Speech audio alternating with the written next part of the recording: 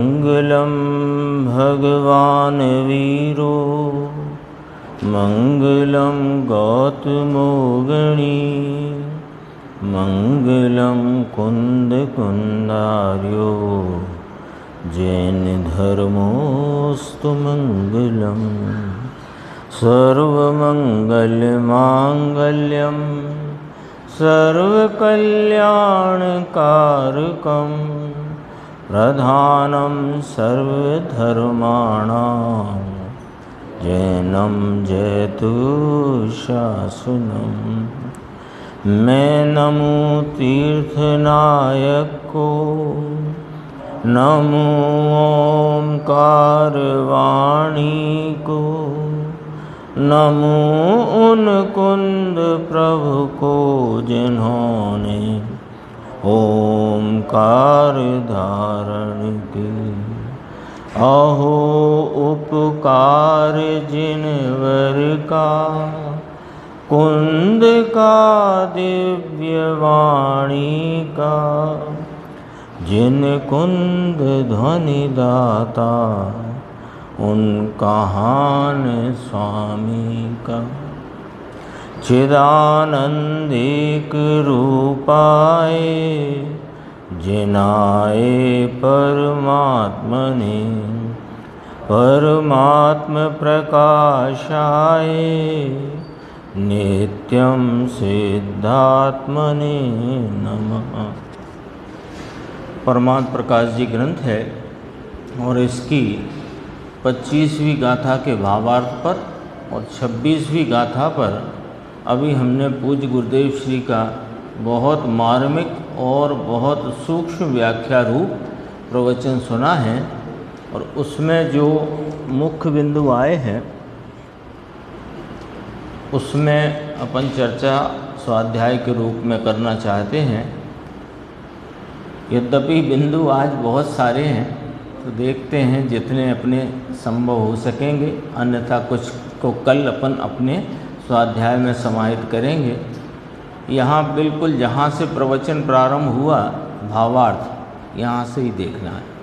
यहाँ पर जो सिद्ध परमेष्टि का व्याख्यान किया है कि भगवान केवल ज्ञान केवल दर्शन आनंदमय है, निराकार है सिद्ध भगवंत। और जो सिद्ध भगवंत सिद्धालय में विराजते हैं तो कहा यह सिद्ध स्वरूप आत्मा देहालय में विराजता है कि वे शरीर रहित निकल परमात्मा हैं। उसी के समान अपना भी स्वरूप है। यहाँ तो सिद्धांत ये है, यह सिद्धांत अपने को ग्रहण करना है, ये बात अपने को स्वीकार करना है। सिद्ध की पर्याय में परिपूर्ण निर्मलता परिपूर्ण प्रकटता है, वो पर्याय की बात है। और उस पर्याय में जैसा स्वरूप व्यक्त है वैसा ही स्वरूप यहाँ तिष्ठता है। यह मैं सिद्ध स्वरूप ही हूँ। यहाँ जरा पर्याय को गौण कर दो, पर्याय को गौण कर दो। तो मैं तो सिद्ध स्वरूप ही हूँ। इसमें कहा आगे कि हे प्रभाकर भट्ट तू सिद्ध में और अपने में भेद मत कर। तो साहब पर्याय का भेद तो है, तो जिस भाव से भेद है वो भाव दृष्टि में लेने का नहीं। जिस भाव से भेद है, किस भाव से भेद है कि पर्याय के भाव से भेद है। और पर्याय का भाव तो हीनादिक होने से और बदलता हुआ होने से और एक रूप नहीं रहने से वह तो दृष्टि में लेने योग्य नहीं है। इसलिए कहा ये यानी पूरी ये 25वीं गाथा और 26वीं गाथा दोनों का यदि अपन एक लाइन में इसका सार कहें तो इतना है कि अपने को सिद्ध स्वरूप अनुभव करो। इतना ही कहना है दोनों गाथाओं में, बस अपने को सिद्ध स्वरूप अनुभव करो। जो दूसरी गाथा में समय सार जी में कहकर आए वो बात यहाँ पर बहुत ही मार्मिक रीति से आचार्य परमात्मा फरमाते हैं। देखो, भगवान आत्मा सिद्ध समान स्वरूपी, समान तो कहने में आया, समान हटा दो। भगवान आत्मा सिद्ध स्वरूपी, उसकी शक्ति, उसका स्वभाव, पूर्ण ज्ञान, पूर्ण दर्शन, पूर्ण आनंद, यह उसका माने मेरा स्वभाव है। उसका माने मेरा स्वभाव है। वह सिद्ध स्वरूप स्वयं ही है। अरे अपना भी स्वरूप ऐसा ही है। ये आया था ना, उसी के समान अपना भी स्वरूप है। वही उपादेय। लो, एक आया, ही लगाकर एक रह गया, तो अन्न की उपादेयता कितनी रही कि नहीं, वही उपादेय यानी ध्यान करने योग्य है। यहाँ तो ये कहना है, देखा सिद्ध को उपादेय कहा, वह तो निमित्त से कहा। सिद्ध को उपादेय कहा, दो अपेक्षा से कहा। एक पर्याय में प्रकट करने की अपेक्षा से कहा, एक सिद्ध समान अपना स्वरूप जानने में वे निमित्त हैं, इस अपेक्षा से कहा।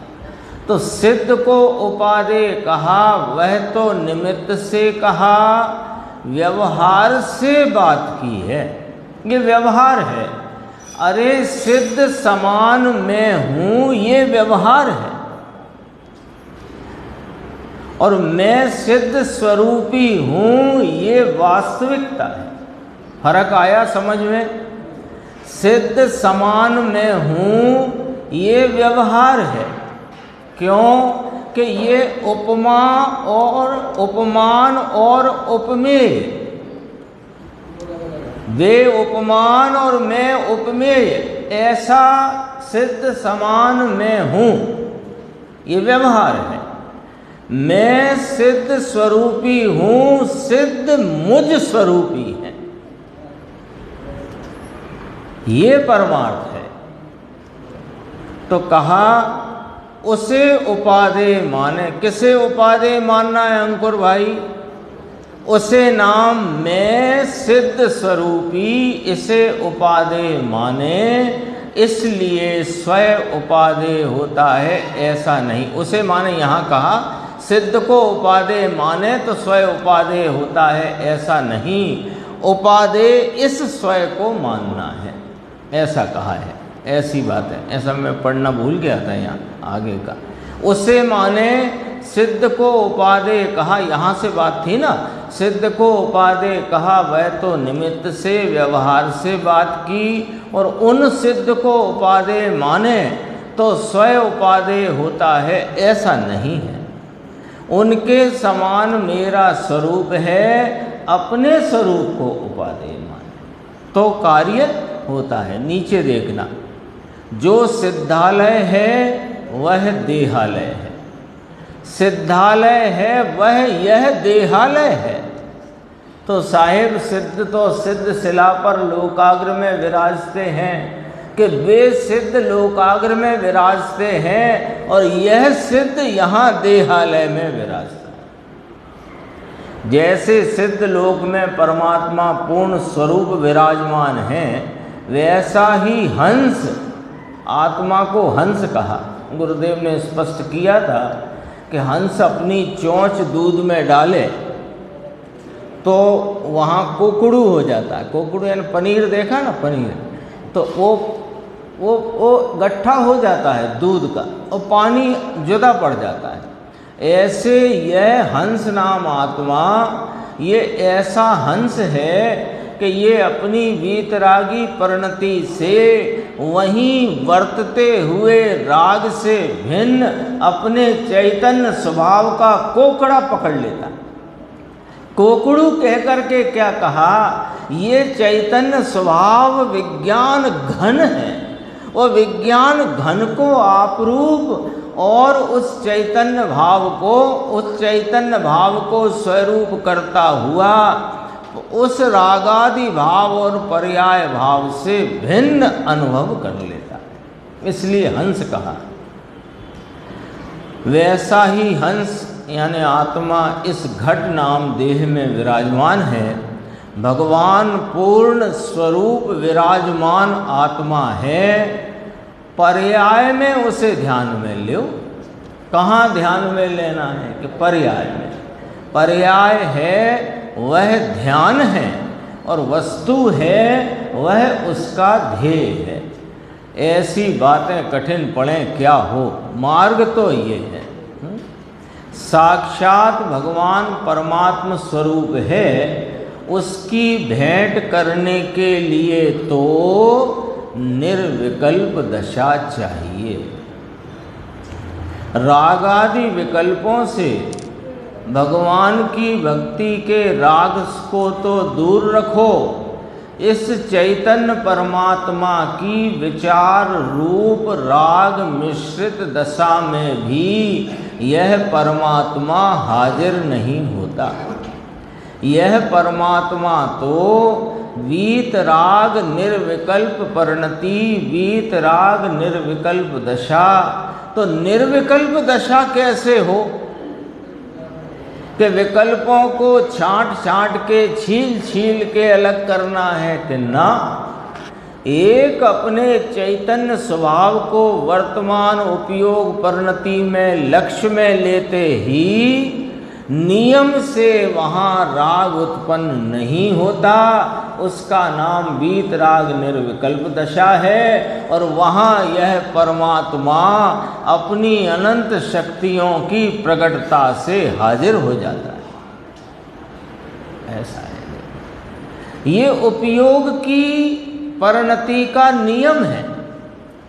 सार्वकालिक सार्वभौमिक सब तरह से सदा काल एक ही नियम है कि उपयोग पर सन्मुख हो और राग ना हो, ऐसा होता नहीं। और उपयोग स्वयं सन्मुख हो और राग हो, ऐसा होता है। तो राग मिटाने का उपाय मिल गया, स्वयं सन्मुखता करो। और स्वयं कौन है कि एक निमित्त से भी भिन्न, राग से भी भिन्न, एक समय की पर्याय के हीनादिक भाव से भी भिन्न, एक रूप सामान सदरस ध्रुव स्वरूप जो भाव है वह स्वयं है। उसकी सन्मुखता में फिर निर्विकल्प भाव होता है। उस निर्विकल्प भाव में ये परमात्मा हाजिर हो जाता है। देखो, व्यवहार के विकल्प पहले आते हैं। गुरुदेव ने तो ऐसा फरमाया, व्यवहार के विकल्प पहले आवें इसलिए उसमें से कुछ मदद मिले, ऐसा नहीं है।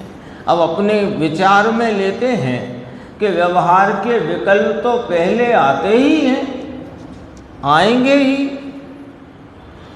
अरे अरिहंत भगवान के दर्शन किए और उनका स्वरूप जाना, वैसा ही मैं हूँ, ऐसा विकल्प रूप लिया। ये विकल्प तो व्यवहार का आया ना साहिब। अब इससे प्राप्त होगा कि नहीं, इसे छोड़ेगा तो प्राप्त होगा। किसको? अरे अरिहंत भगवान पर से तो दृष्टि छोड़ना ही है। ऐसा ही मेरा स्वरूप है, इस विकल्प से भी दृष्टि छोड़ना। तो जैसा स्वरूप है, जो स्वरूप है, उसको लक्ष्य में लेने से सर्व विकल्प का नाश होता है, परमात्मा की प्राप्ति होती है। व्यवहार से कोई मदद मिल जाए ऐसा नहीं है। फिर एक नीचे चर्चा आई पात्रता की, है ना, देखना। पात्रता तो कहा, सचमुच में कहें तो श्रीमद् ने फरमाया है पूर्णता के लक्ष्य से ही शुरुआत वास्तविक शुरुआत है। इसका अर्थ ये हुआ कि सम्यक दर्शन के लक्ष्य से शुरुआत नहीं होती। यद्यपि शुरुआत का नाम सम्यक दर्शन है, लेकिन शुरुआत के लक्ष्य से नाम सम्यक दर्शन के लक्ष्य से सम्यक दर्शन नहीं होता। तो पूर्णता के लक्ष्य से स्वरूप के आश्रय से, पॉइंट पकड़ना जरा, पूर्णता के लक्ष्य से, पूर्णता नाम मोक्ष, तो मोक्ष के लक्ष्य से स्वरूप के आश्रय से शुरुआत होती है। ये शुरुआत का नाम पात्रता है। सम्यक दर्शन की पात्रता की बात करना बेईमानी है। सुनिए जरा बात को ध्यान से।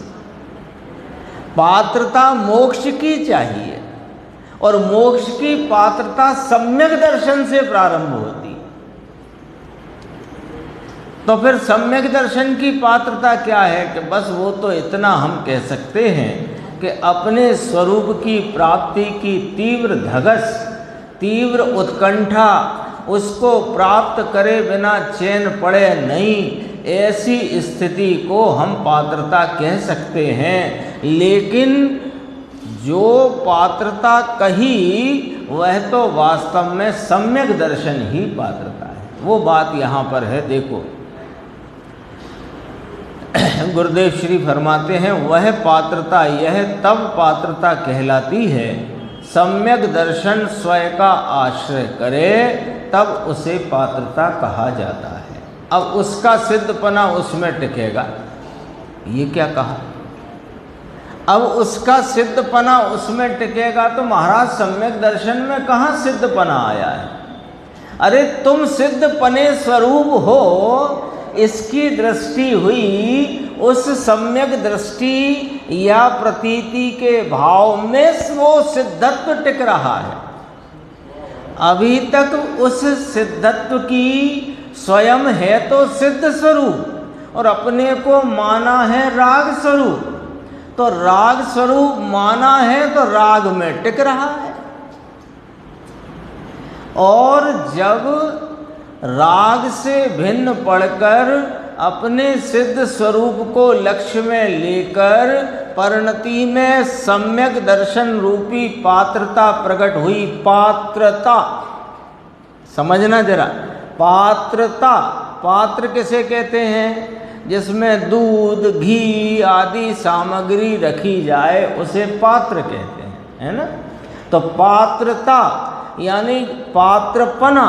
तो पात्रपना कब हुआ कि ये तो त्रिकाल सिद्ध स्वरूप है, जिस भाव में सिद्धत्व तेरा टिके उसका नाम पात्रता। दूध ऐसे लो, डाल दो जमीन पे तो फैल जाएगा, पर पात्र में रखोगे तो रहेगा। समझ गए ना बात? तो सिद्धत्व तो है त्रिकाल, लेकिन हमने उस सिद्धत्व को स्वीकार नहीं किया, और जिस क्षण स्वीकार किया वहीं पात्रता का जन्म हुआ। उस पात्र में वह सिद्धत्व रहता है, वो पात्र में टिकता है। श्रीमन ने कहा एक बार, सम्यक दर्शन होते ही पात्रता होती है। ऐसी बात है बापू, जो 9 बाण विशुद्ध से पाले आता है ना, इन सब की बातें सब ऐसी चाहे जो हों। 9 बाण से विशुद्धता से पाले, 9 बाण से शील की रक्षा करे, इत्यादि आदि बहुत सारी बातें हैं। उन सब बातों का सारांश रूप टोटल तो ये है कि एक समय में परमात्मा पूर्ण स्वरूप है, उसे राग रहित वीतराग परिणति द्वारा उसे ध्येय करना, बस वह वस्तु है। बाकी चाहे जितनी बातें व्यवहार नय की आती हों, वह वस्तु की स्थिति नहीं है, वह वस्तु का स्वरूप नहीं है, उनसे वस्तु की प्राप्ति नहीं है। बोलो निर्देश भाई, एक ही बात रोज चलती है कि नहीं चलती? बताओ, यही कल चली थी, यही आज चली, यही कल चलेगी, और कोई चलती है बात? फिर भी हमारी मजबूताई देखो कि हमें ये बात स्वीकार नहीं होती। हमें वो जो अनादि की टेव पड़ी है, टेव कह रहे हैं, है तो कुटेव, कि राग से कुछ होगा, राग से कुछ होगा, ये वाला राग हटाओ, वो वाला राग लाओ, ये बुद्धि नहीं छूट रही और ये बात रोज हथौड़े जैसी पड़ रही है तो अभी स्वीकार नहीं हो रही। ये मजबूताई नहीं है तो क्या है। आगे और चलते हैं, विषय बहुत सारा है आज। पर्याय जो है, अब जरा थोड़ी सी बारीक बात है, 294 पेज है ना, थोड़ी सी एकाग्रता आप सबकी चाहिए। देखो, पर्याय जो है निर्विकल्प समाधि, वीतरागी परिणति सम्यक दर्शन ज्ञान, वह तो द्रव्य की ओर ढलती है। वर्तमान उपयोग परिणति, उसी परिणति का नाम सम्यक दर्शन ज्ञान है। जो वर्तमान उपयोग परिणति स्वरूप को विषय करके स्वरूप के आश्रय में ढलती है, उस पर्याय को ही वास्तव में सम्यक दर्शन, सम्यक ज्ञान कहो, उसी को अतीन्द्रिय आनंद कहो, उसी को मोक्ष मार्ग का प्रारंभ कहो।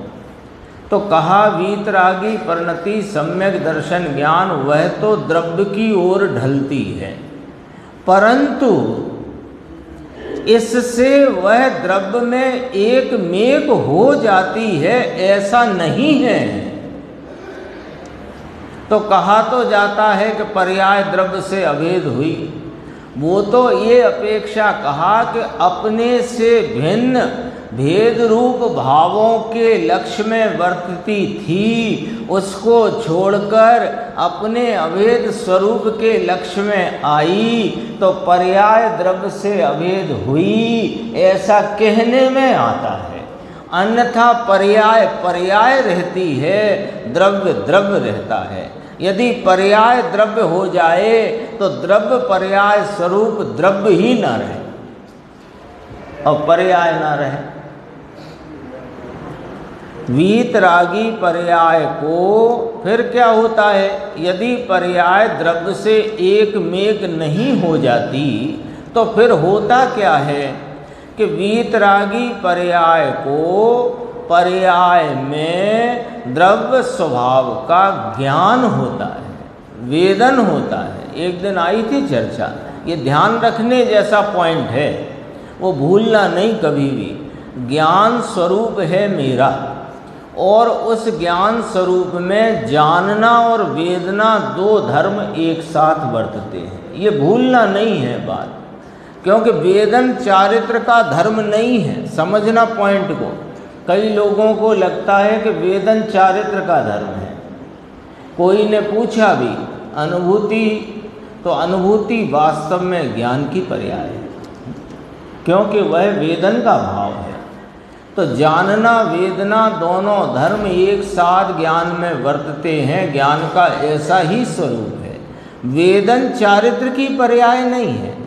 चारित्र की पर्याय कौन सी है फिर आखिर, कि उपयोग का एक ही विषय में टिके रहने का भाव, वह चारित्र की पर्याय है। यानी एकाग्रता, स्थिरता, लीनता, एक विषय में लगे रहना, ये चारित्र है। और वो उपयोग लगा रहता है तो वेदन तो उपयोग करता है, पर उपयोग लगा रहता है, ये चारित्र का भाव है, और वेदन करना उपयोग का भाव है। देखो तो क्या होता है कि वीतरागी पर्याय को पर्याय में द्रव्य स्वभाव का ज्ञान होता है, वेदन होता है, और वीतरागी पर्याय द्रव्य स्वभाव को ध्येय बनाती है। इसलिए वह वीतराग पर्याय अर्थात मोक्ष का मार्ग, वह कोई वस्तु में एकमेक नहीं हो जाता, तथा वस्तु मोक्ष मार्ग की पर्याय में आती नहीं, वस्तु उसमें नहीं आती।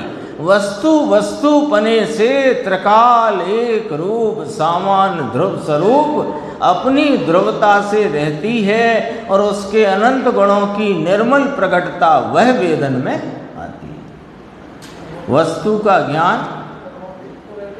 है, वस्तु और पर्याय और द्रव्य का भेद रहता है। देखो कैसे रहता है, पर्याय पर्याय रहती है, द्रव्य द्रव्य रहता है। पर्याय का विषय उसमें पर्याय नहीं होती, पर्याय का विषय द्रव्य होता है। तो विषय अपेक्षा कहें तो पर्याय और द्रव्य में भेद नहीं, विषय अपेक्षा, और उनके स्वरूप अपेक्षा कहें तो पर्याय पर्याय रही और द्रव्य द्रव्य रहा। लेकिन कथन में आए कि पर्याय द्रव्य से अभेद हो गई, पर्याय और द्रव्य में कोई भेद ना रहा, अर्थात पर्याय ने अब स्वयं को भी विषय न किया, पर्याय ने पर्याय को भी विषय न करते हुए पर्याय ने एक द्रव्य स्वभाव को ही विषय किया है। इससे कहते हैं कि पर्याय द्रव्य एक हो गए।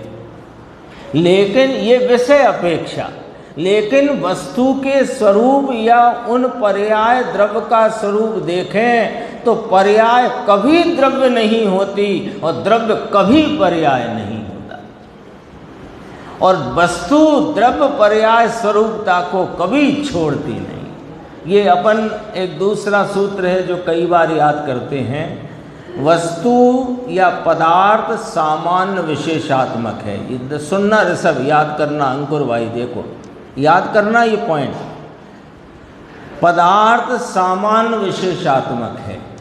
सामान्य सामान्य रूप रहता है, विशेष नहीं होता, और विशेष विशेष रूप रहता है, वह सामान्य नहीं होता, और सामान्य के बिना विशेष नहीं होता, और विशेष के बिना सामान्य नहीं होता। ये याद रख लेना इतना पॉइंट। ये वस्तु का स्ट्रक्चर है। कोई चीज होती है ना तो उसकी संरचना क्या, उसका स्ट्रक्चर क्या, ये वस्तु का स्ट्रक्चर ऐसा ही है। वस्तु का ज्ञान और सामर्थ्य क्या है, वह सब पर्याय में आता है, वस्तु पर्याय में नहीं आती है। नीचे कहा था कि वर्तमान प्रगट एक समय की पर्याय में अनादि से क्रीड़ा की है, और एक समय की पर्याय के अतिरिक्त पूरी वस्तु जो वास्तविक तो जो त्रिकाल है वह चीज है, उसके सन्मुख ना देखकर पर्याय के सन्मुख देखकर, पर्याय के सन्मुख देखा तो पर्याय का लक्ष्य तो पर के ऊपर जाता है, वह स्वयं के ऊपर।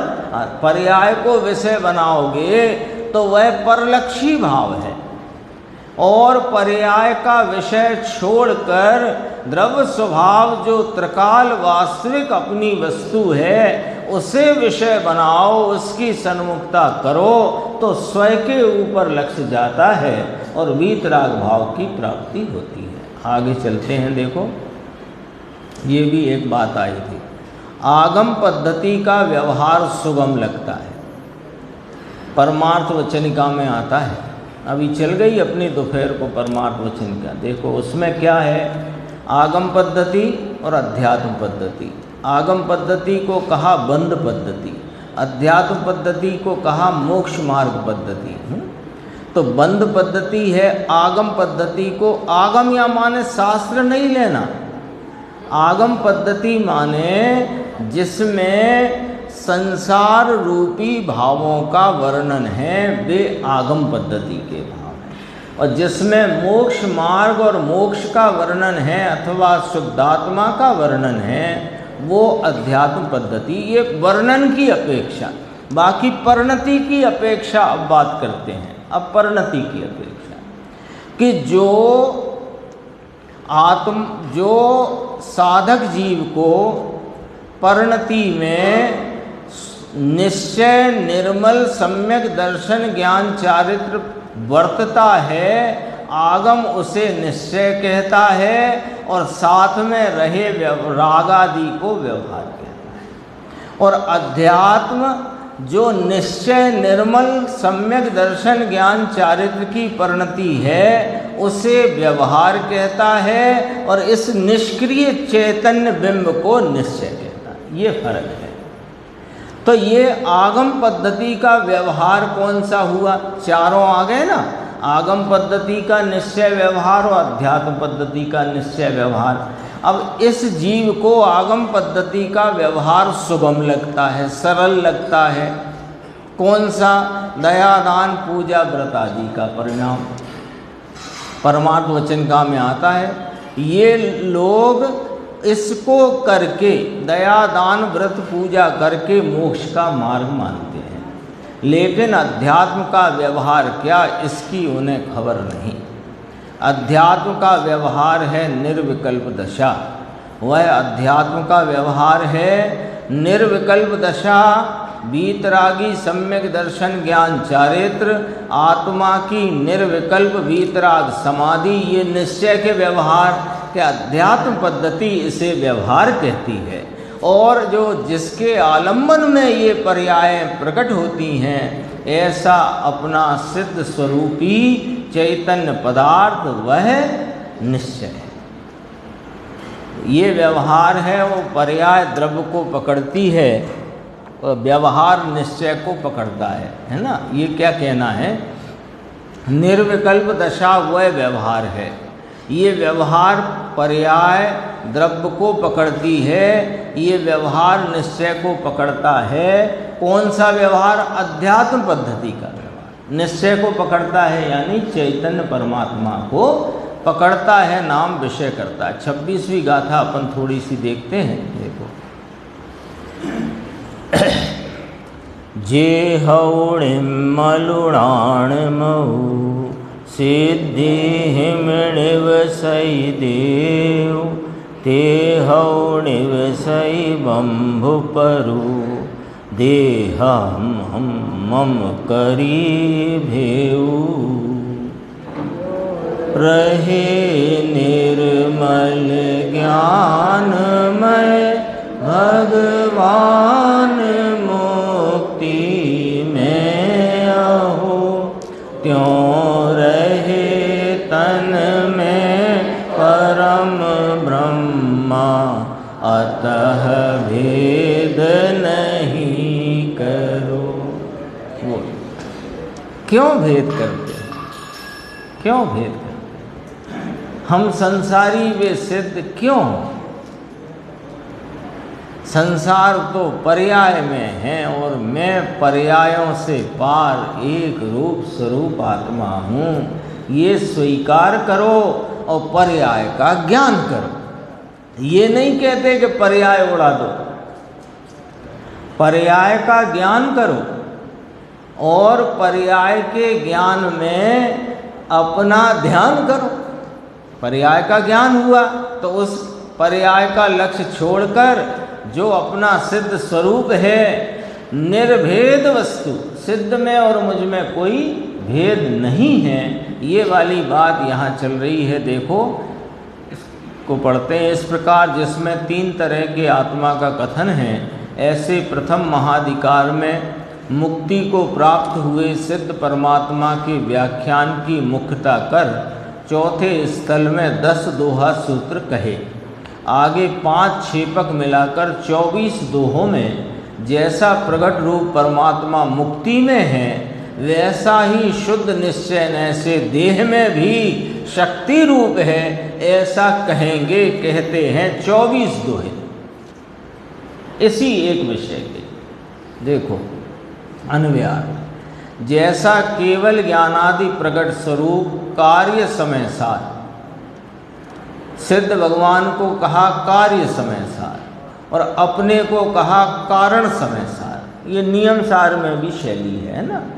जैसा केवल ज्ञानादि प्रकट स्वरूप कार्य समय सार, उपाधि रहित, भाव कर्म द्रव्य कर्म 9 कर्म रूप मल से रहित, केवल ज्ञानादि अनंत गुण रूप सिद्ध परमेष्टि कार्य समय सार है ना।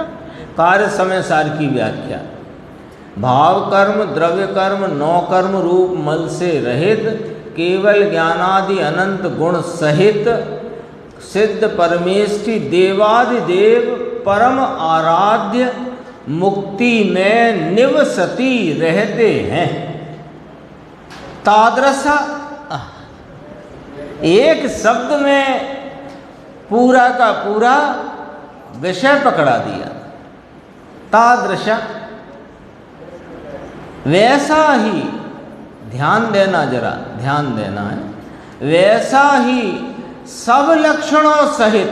ओहो, सिद्ध भगवान तो जिनके 8 गुण प्रकट हुए हैं, समस्त कर्म जिनकी पर्याय में संयोग में भी नहीं है, अघातिया घातिया सबका नाश हो गया है, अनंत चतुष्टय प्रकट हो गया है, 8 अव्ययवाद आदि गुण प्रकट हो गए हैं, वे सिद्ध हैं, वे सब लक्षण मुझ में हैं कि हाँ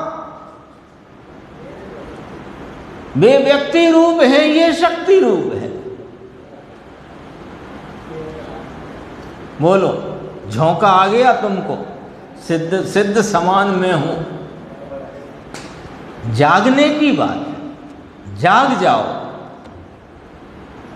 ये टीकाकार आचार्य भगवान ब्रह्मदेव सूरी क्या कह रहे हैं, सुनो तो सही, सुनो तो सही। अरे कोई जरा यूं कह दे रास्ता चलते, शादी बारात पार्टी में, कि अरे आप तो फलाने व्यक्ति से मिलते जुलते हो, वो तो मिलते जुलते कह रहा है। कोई बड़ी सेलिब्रिटी हो, उससे आप सज धज के गए पार्टी में, शादी में, दावत में कहीं, और किसी ने कह दिया आप तो उस सेलिब्रिटी जैसे लग रहे हो, नाम क्या लेना मुझे, किसी सेलिब्रिटी जैसे लग रहे हो, तो अंदर में नींद खुल जाती है कि लग जाती है। और यहाँ क्या कहते हैं, और वो तो कोई एरा गहरा कहे, ये तो ब्रह्मदेव सूरी और योगेंद्र देव फरमाते हैं। क्या फरमाते हैं कि वे भाव कर्म, द्रव्य कर्म, 9 कर्म मल से रहित, केवल ज्ञानादि अनंत गुण सहित सिद्ध परमेष्टि, जो कि देवादिदेव हैं, परम आराध्य हैं, सबसे आराध्य हैं, वे मुक्ति में रहते हैं। तादृशः, वैसा ही, मिलते जुलते नहीं, वैसा ही सब लक्षणों सहित परह ब्रह्म, पर ब्रह्म, शुद्ध बुद्ध स्वभाव परमात्मा, उत्कृष्ट शुद्ध द्रव्यार्थिक नय से शक्ति रूप परमात्मा शरीर में तिष्ठता है। यहाँ शरीर कह करके ये चामड़े की बात नहीं करते हैं, शरीर कहकर यहाँ है ये कहते हैं। शरीर कहकर ये चमड़े की बात नहीं करी है, शरीर कहकर इंगित किया है। चश्मा कहाँ रखा है, वहाँ रखा है, उधर जूतों के पास। तो किसकी बात करी बता दो जरा, बताओ, चश्मे की करी? थोड़ा सोचो भैया, ये तो जगह देने की बातें हैं। देख लो दोबारा से, वैसा ही सब लक्षणों सहित पर ब्रह्म शुद्ध बुद्ध स्वभाव परमात्मा, उत्कृष्ट शुद्ध द्रव्यार्थिक नय से शक्ति रूप परमात्मा शरीर में तिष्ठता है। इसलिए हे प्रभाकर भट्ट, हम सब प्रभाकर भट्ट बन के बैठो। हे प्रभाकर भट्ट, तू सिद्ध भगवान में और अपने में भेद मत कर। ऐसा ही फिर ब्रह्मदेव सूरी कहते हैं, ऐसा ही मोक्ष पहाड़ में श्री कुंद कुंद आचार्य ने भी कहा है, रमयेहिम इत्यादि। इसका यह अभिप्राय है कि जो नमस्कार योग महापुरुषों से भी नमस्कार करने योग्य हैं, स्तुति करने योग्य सत्पुरुषों से स्तुति किए गए हैं और ध्यान करने योग्य आचार्य परमेष्ठी वगैरह से भी ध्यान करने योग्य हैं, ऐसा जीवनामा पदार्थ, जीवनामा माने जीव नामक, ऐसा जीवनामा पदार्थ इस देह में बसता है, उसको तू परमात्मा जान। देखो ये शैली देखो, वहाँ पूछा तो पहले बहिरात्मा, अंतरात्मा, परमात्मा, ऐसा कह करके 3 पर्यायों के आधार से आत्मा के प्रकार बताए। लेकिन वो परमात्मा की जो चर्चा करी तो ये परमात्मा यहाँ है, इसकी ही बात चल रही है, इसकी ही बात चल रही। ऐसा जीवनामा पदार्थ इस देह में बसता है, उसको तू परमात्मा जान। भावार्थ वही परमात्मा, वही कहा ना, यही परमात्मा उपादेय है। सिद्ध परमात्मा को उपादेय कहना व्यवहार है। आई थी ना चर्चा, अभी आई थी। इसमें जो गुरुदेव का स्पष्टीकरण आया है, इस पे अपन कल चर्चा करेंगे, क्योंकि समय फिर नहीं है। इसको कल समाहित करेंगे और कल जो चर्चा आएगी उसको भी अपन इसमें समाहित करके चर्चा करेंगे। ज्ञान गोष्ठी में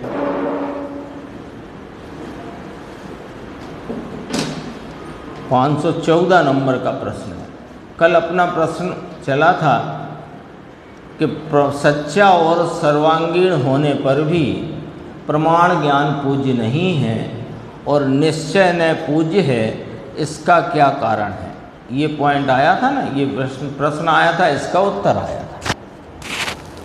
इसमें यह स्पष्ट किया था कि द्रव्य गुण पर्याय सहित वाला द्रव्य संपूर्ण वस्तु प्रमाण ज्ञान का विषय है।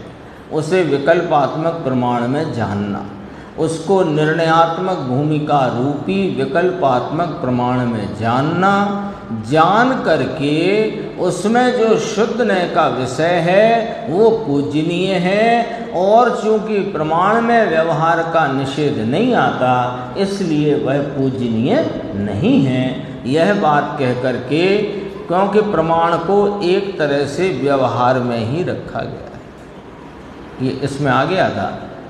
प्रमाण ज्ञान में द्रव्य पर्याय दोनों आते हैं, अतः वह व्यवहार नय का विषय होने से पूज्य नहीं है। निश्चय नय का विषय एक त्रिकाली शुद्धात्मा है। ये चर्चा अपनी आई थी। अब 514 प्रश्न में पूछा गया है कि प्रमाण ध्रुव द्रव्य से बड़ा है या छोटा? प्रश्न समझना, प्रमाण में द्रव्य पर्याय दोनों आते हैं, ठीक है। उत्पाद व द्रव्य युक्तम सत, ऐसा कहा ना, तो उत्पाद व द्रव्य ये तीनों ही अंश कहलाए। ये भी एक प्रश्नोत्तर आ चुका है। तो ध्रुव को, वो प्रश्नोत्तर को याद कराते हैं, आपको याद दिलाते हैं कि ध्रुव को अंश कहना कि अंशी कहना। ध्रुव माने अपना चैतन्य परमात्मा त्रिकाली अभेद अखंड एक रूप ध्रुव सामान्य, उसको अंश कहना कि अंशी कहना। तो कहा कि भेद से देखने पर वह अंश है और अभेदता से देखने पर वह अंशी है। ये बात वहाँ आई थी और ख्याल में होगी सबके। देखो, अब प्रमाण में दो भेद खड़े होते हैं, द्रव्य पर्याय। तो भेद खड़े होते हैं, तो द्रव्य ध्रुव है वह भी अंश हुआ, राकेश भाई, वह भी अंश हुआ और पर्याय भी अंश हुई, ठीक है। तो अब उसका पूछना ये है कि प्रमाण में तो दो दो अंश आते हैं और ध्रुव द्रव्य तो एक अंश है, तो प्रमाण बड़ा कि ध्रुव बड़ा? आया प्रश्न का प्लेटफॉर्म क्या है, कहाँ खड़े होकर के प्रश्न पूछा गया है। कि ध्रुव को अंश कहा, कब कहा कि भेद से देखने पर ध्रुव अंश है और अभेद से देखने पर ध्रुव अंशी है। ये पॉइंट आ गया क्लियर। अब प्रमाण में दो भेद हैं, द्रव्य और पर्याय। तो ये प्रमाण रूप जो द्रव्य है उसमें भेद है तो भेद से देखा जाएगा।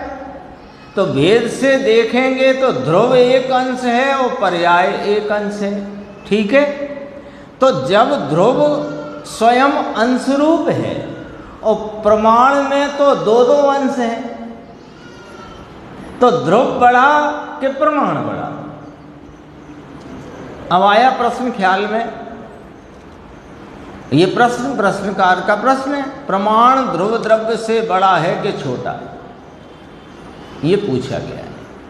उत्तर, प्रमाण में व्यवहार का निषेध नहीं होने से वह पूज्य नहीं है। ध्रुव पूज्य नहीं है का अर्थ यहाँ कोई पूजा थोड़ी कराई है पर्याय की व द्रव्य की। पूज्य का अर्थ है आश्रय योग्य, आलम्बन योग्य, आदरने के योग्य, दृष्टि में लेने के योग्य, आप रूप स्वीकार करने के योग्य, इसका नाम पूज्य है ना।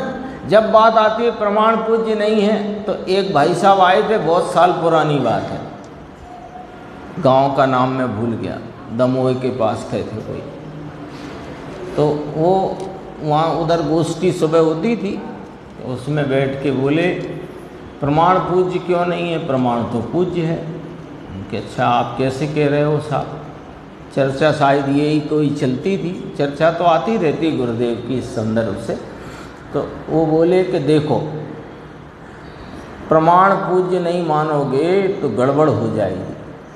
क्या गड़बड़ हो जाएगी? देखो भगवान है, तो भगवान हैं, वे द्रव्य से त्रिकाल शुद्ध हैं, पर्याय से भी शुद्ध हैं, तो प्रमाण का विषय हुए कि नहीं हुए? तो वे फिर पूज्य नहीं माने क्या? तो हमने कहा कि भगवान जो पूज्य हैं वे व्यवहार से पूज्य हैं। भगवान की पूज्यता व्यवहार से है, यहाँ उस पूज्यता की बात ही नहीं हो रही। तुम उन्हें कहाँ ले आए यहाँ बीच में? पॉइंट आया समझ में?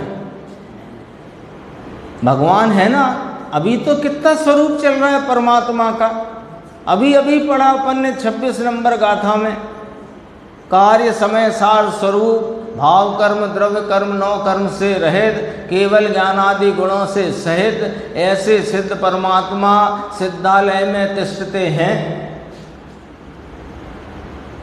तो वे पूज्य है ना, क्योंकि उनके तो पर्याय में भी अनंत गुण प्रकट हुए हैं। अनंत जितनी भी मलिनता थी सब पर्याय में से नष्ट हो गई है। ऐसी पर्याय और वे त्रिकाल शुद्ध और पर्याय साधी अनंत शुद्ध, तो प्रमाण का विषय हुआ ना कि हाँ हुआ ना। तो वे पूज्य है कि नहीं? अरे वे व्यवहार से पूज्य हैं, और उस पूज्यता की यहाँ बात नहीं है प्रमाण ज्ञान पूज्य है कि नहीं। यहाँ प्रमाण ज्ञान या प्रमाण से जाना हुआ आत्मा पूज्य है कि नहीं, ये वाली बात चल रही है। तो यहाँ आत्मा का आलम्बन लेने के संदर्भ से बात है, यहाँ आत्मा की दृष्टि करने के संदर्भ से बात है। तो दृष्टि के लिए, आश्रय के लिए, आलम्बन के लिए, ध्येय श्रद्धेय के लिए, उसका आदर करने के लिए वह वहाँ प्रमाण पूज्य नहीं है, ये वाली बात है। ध्रुव आश्रय योग्य होने से पूज्य है, लो प्रमाण पूज्य नहीं है।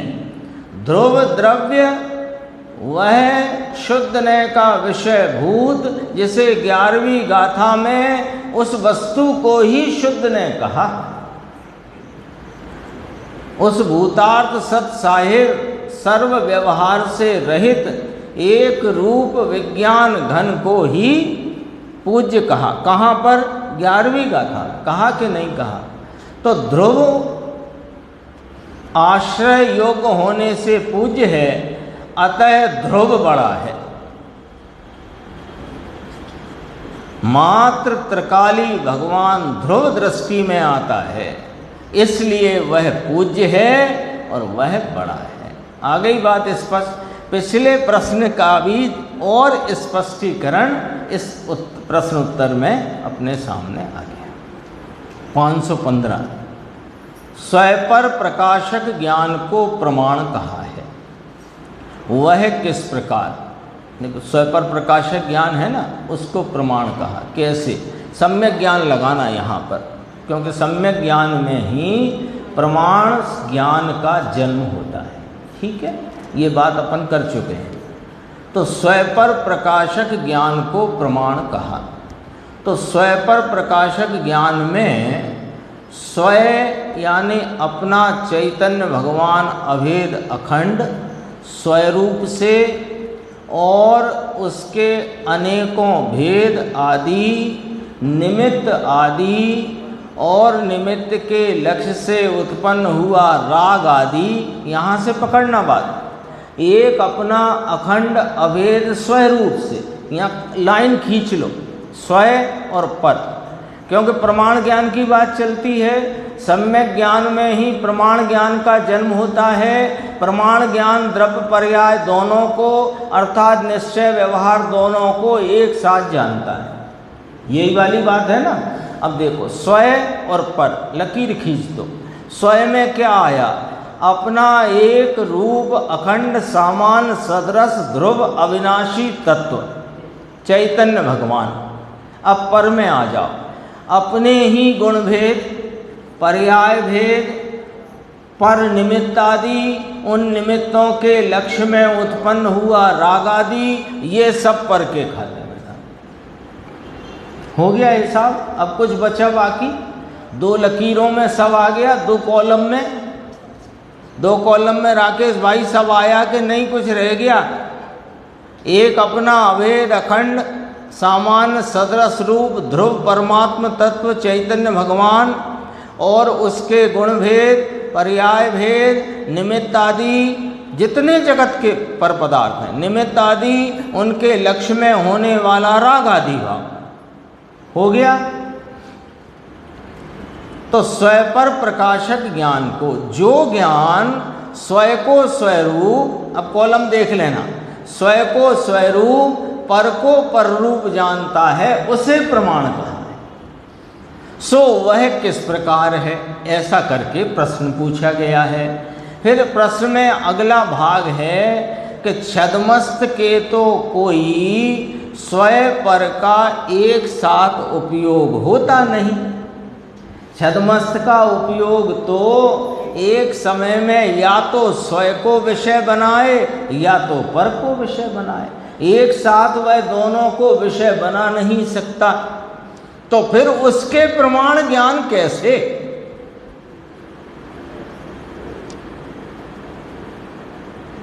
प्रमाण ज्ञान का चार्ट सामने है। प्रमाण ज्ञान यानी द्रव्य पर्याय दोनों का एक साथ जानना, अर्थात निश्चय व्यवहार दोनों विषयों को एक साथ जानना, अर्थात स्व पर को एक साथ जानना। तो स्व और पर के अपन ने कॉलम बना दिए हैं, उसमें सब लिखा हुआ है। स्व की तरफ लिखा है, पर की तरफ लिखा है। लिखा है कि नहीं लिखा? लिखा है ना। अच्छा, तो अब कहना ये है निर्देश भाई, सुनो, छद्मस्त के तो कहीं माने कोई स्व पर का एक साथ उपयोग होता नहीं। छद्मस्त तो एक समय में एक को ही विषय करे, स्व को करे कि पर को करे। तो फिर ये प्रमाण ज्ञान कैसे घटित होगा छद्मस्त के? और छद्मस्त जो सम्यक ज्ञानी है उसको प्रमाण ज्ञान का जन्म हो गया है। कैसे हो गया साहब? क्या है ये मामला? कि सुनो, प्रमाण को स्व पर प्रकाशक कहा है। वहाँ स्व और पर दोनों में एक साथ उपयोग होने की बात नहीं है। किंतु जिस ज्ञान ने स्वयं को स्वरूप से और पर को पर रूप से जाना है वह सम्यक ज्ञान प्रमाण है। एक साथ उपयोग में दोनों रहें ये वाली बात नहीं है। जो तुम्हें प्रश्न उठ गया कि छद्मस्त का दोनों में एक साथ उपयोग रहता नहीं, तो दोनों को एक साथ जानेगा कैसे, और जब एक साथ जानेगा नहीं तो प्रमाण ज्ञान कैसे, यही है ना प्रश्न। तो कहा कि दोनों में एक साथ उपयोग होने की बात नहीं है, लेकिन जिस ज्ञान ने स्वयं को स्वरूप से और पर को पर रूप से जाना है वह सम्यक ज्ञान प्रमाण है। इस प्रकार उसका स्वयं पर प्रकाशकपना समझना चाहिए। किस प्रकार कि जिसने स्वयं को स्वरूप से जाना, पर को पर रूप से जान लिया है, जान लिया है। अब जिसने जान लिया है उसका सम्यक ज्ञान है, वह प्रमाण स्वरूप है, वह प्रमाण ज्ञान है। उपयोग दोनों में हो इसकी कहाँ जरूरत है? बोलो। इधर देखा बायां हाथ, इधर देखा दायां हाथ, ये बायां है ये दायां है, दोनों जान लिए। अब दोनों में दोनों को एक साथ देखे बिना भी ये बाएं की तरफ देखते हुए ये मालूम है कि नहीं ये दायां है? बोलो। ये बायां है ये दायां है, दोनों जान लिए, दोनों जान लिए ना। बाएं को बाएं रूप, दाएं को दाएं रूप बराबर जान लिया। अब दोनों एक साथ देखने की जरूरत क्या है, या वो होए ऐसा ही जरूरी नहीं। तो बाएं को जब जाना, जब मेरी निगाह बाएं हाथ की तरफ है तो दायां हाथ है ये ज्ञान में है कि नहीं? और जब दाएं हाथ को जाना तो उस समय निगाह मेरी बाएं हाथ पर नहीं, तो दाएं हाथ को जानते समय बायां है कि नहीं? हो गया प्रमाण। ये वाली बात है। देखो अभी क्या कहते हैं। अवधि मन पर्याय का उपयोग तो पर में ही होता है। अब जरा थोड़ा ये टेक्निकल पॉइंट उठाया गुरुदेव ने। सम्यक ज्ञानी प्रमाण ज्ञान जिनको वर्तता है वे अवधि ज्ञानी भी होते हैं, मन पर्याय ज्ञानी भी होते, नहीं भी होते हैं, पर होते हैं उसको लो। सम्यक ज्ञानी, अवधि ज्ञानी, मन पर्याय ज्ञानी, उनका उपयोग तो नियम से पर में ही होता है जब अवधि ज्ञान मन पर्याय ज्ञान का परिणमन है। शुद्ध ज्ञान में तो कभी स्वयं का कभी पर का, लेकिन अवधि ज्ञान मन पर्याय ज्ञान में तो नियम से पर की तरफ ही उपयोग है। तथापि वे स्वयं को स्वयंपने और पर को परपने जानते हैं कि नहीं? बोलो। मन पर्याय ज्ञान है मुनिराज भावलिंगी संतों को, तो वे मन पर्याय ज्ञान का विषय क्या है कि अन्य के मन में रहे हुए रूपी पदार्थों को जानना, वो विषय है उसका। ठीक है, तो उसको जानने में तो पर में ही उपयोग है, स्वयं में कहाँ है? लेकिन क्या वे स्वयं को भूल गए? स्वयं को भूल गए तो फिर मुनि कैसे रहे? पॉइंट है, समझ में आया? अवधि मन पर्याय का उपयोग तो पर में ही होता है, तथापि वे भी स्वयं को स्वयंपने और पर को परपने जानते हैं, इसलिए प्रमाण है। छद्मस्त का उपयोग तो जब स्वयं में होता है तब पर में नहीं होता है, और पर में होता है तब स्वयं में नहीं होता है। तथापि प्रमाण रूप सम्यक ज्ञान तो ज्ञानी के सदैव वर्तता है। एक पहलू यहाँ खोला गुरुदेव ने, पर को जानने समय भी मैं ज्ञान हूँ ऐसा आत्मभान मिटता नहीं है। भगवान के दर्शन करने गए, भगवान की जो वीतरागी मुद्रा ज्ञान का विषय बनी, उस समय खुद का वीतरागपना भूल गया क्या? जानते हैं कि नहीं क्या कि मैं चैतन्य स्वरूप एक रूप सामान्य वस्तु तत्व हूँ? ऐसा जानना वहाँ है कि नहीं? अब जरा एक बात और घटित हो जाएगी, फिर ये पूरा होता है। पर को जानने के समय भी मैं ज्ञान हूँ ऐसा आत्मभान नहीं मिटता, यानी उस समय भी पर को जानते समय पर रूप और उस समय स्वयं स्वरूप को भी आत्मभान पूर्वक जानते हैं। अब जरा पलट करके भी देख लेते हैं। जब उपयोग स्वयं में है, शुद्ध उपयोग रूप है, तो स्वयं को स्वरूप जानते हैं। उस समय विषय कौन चल रहा है?